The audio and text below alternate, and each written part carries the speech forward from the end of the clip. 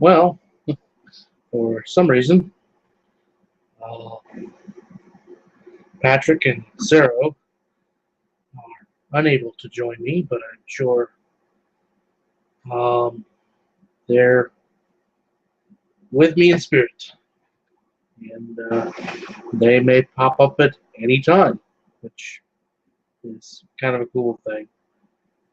Um, well, since I don't get really into religious ceremony, I'm just going to explain to you why I'm here. What's this all about? Well, it's about Passover. It's about a memorial and something Jesus instituted a very, very long time ago. And he said, do this in remembrance of me. You know, you can see from here that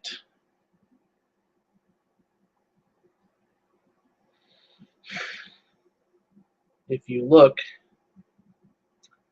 it says, uh, okay, now I actually have to read.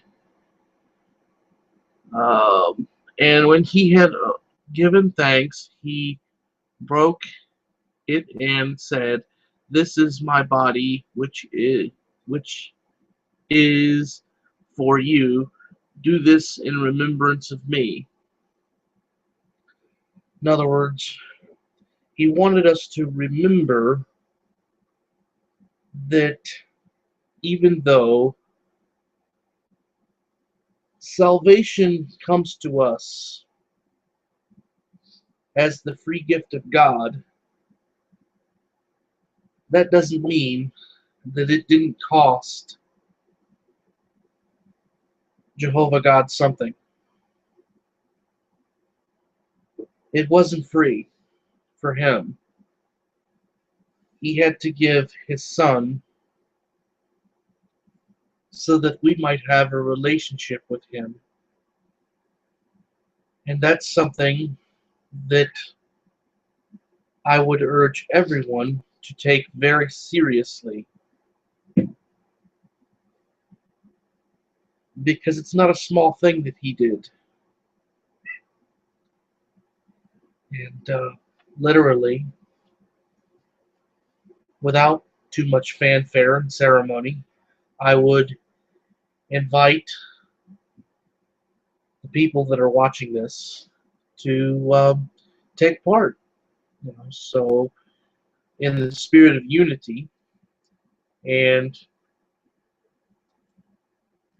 with much love and consideration,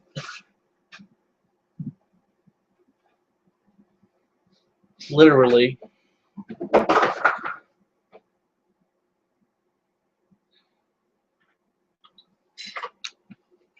we have unleavened bread, okay, which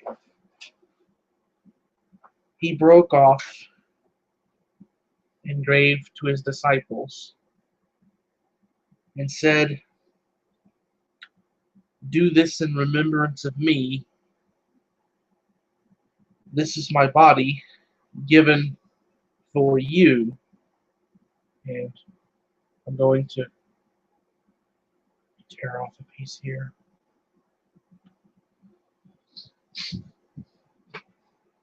Give one to each of my sons.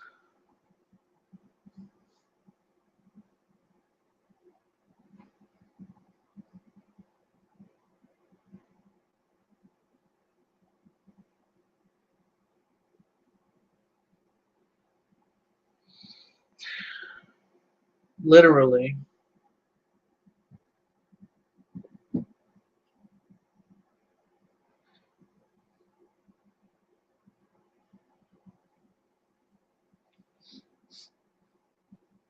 when we eat the bread, think about how he gave his body over to pay that price.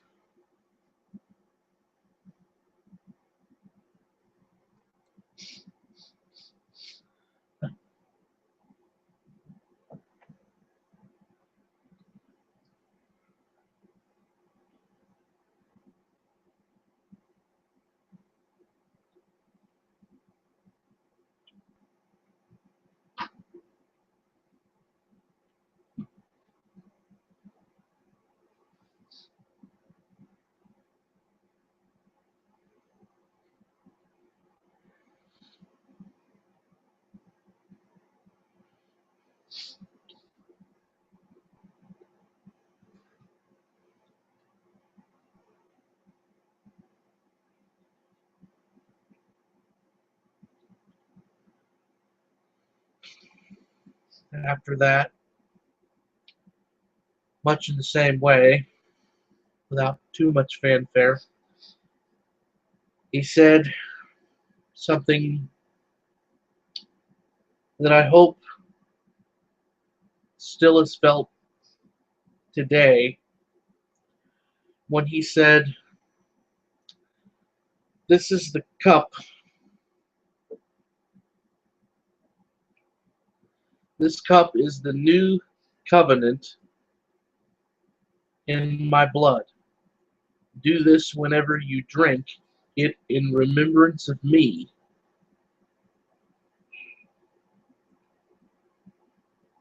Literally, every covenant in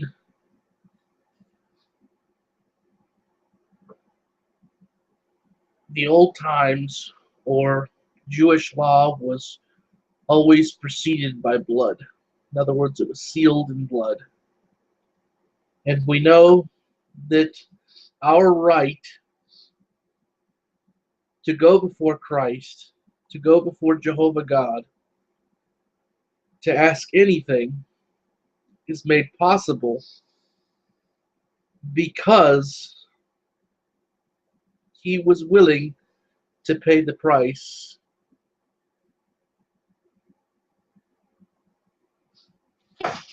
and to become our high priest.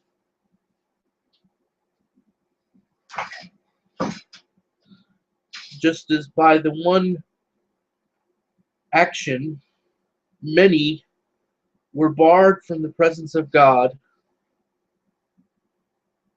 by the loving action of one, many can gain access to the presence of God again. So, with that, I drink of that new covenant and remember the sacrifice that he made very, very long ago.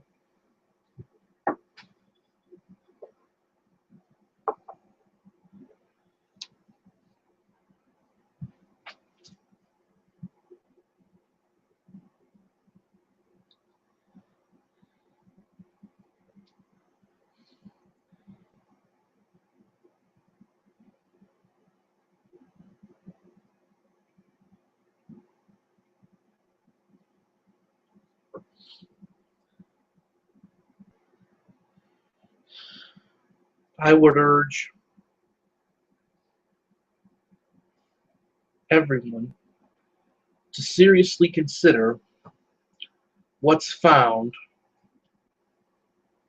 in Scripture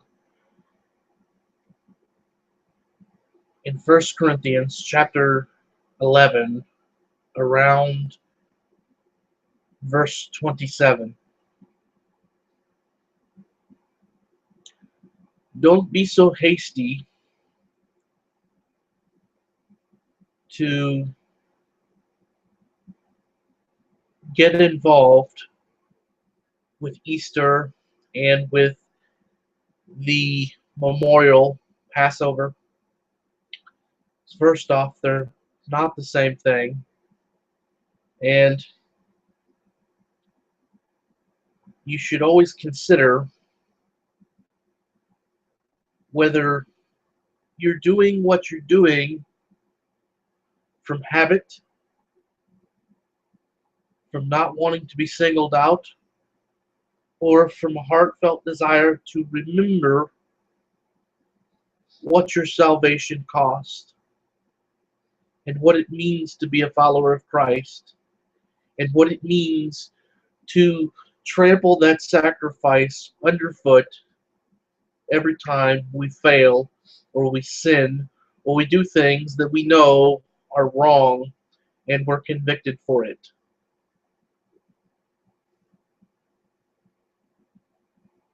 I, for one, really would urge you to continue to grow, mature, and produce much fruit.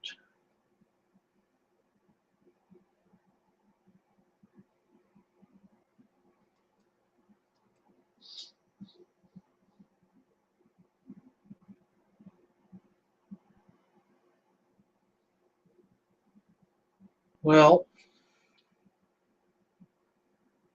I guess I can conclude because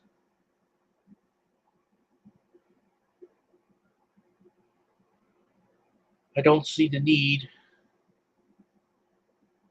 to stand here in silence for the rest of an hour.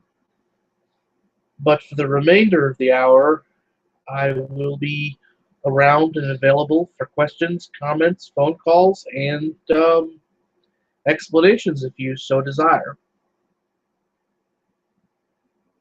More than anything, I want you guys to think about two things. The first is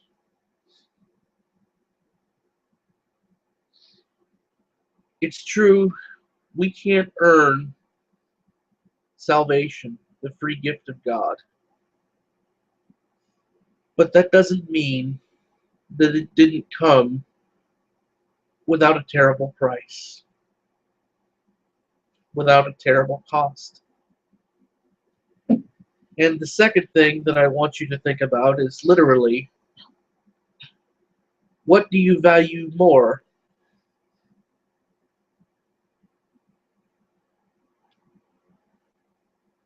Your relationship or your religion?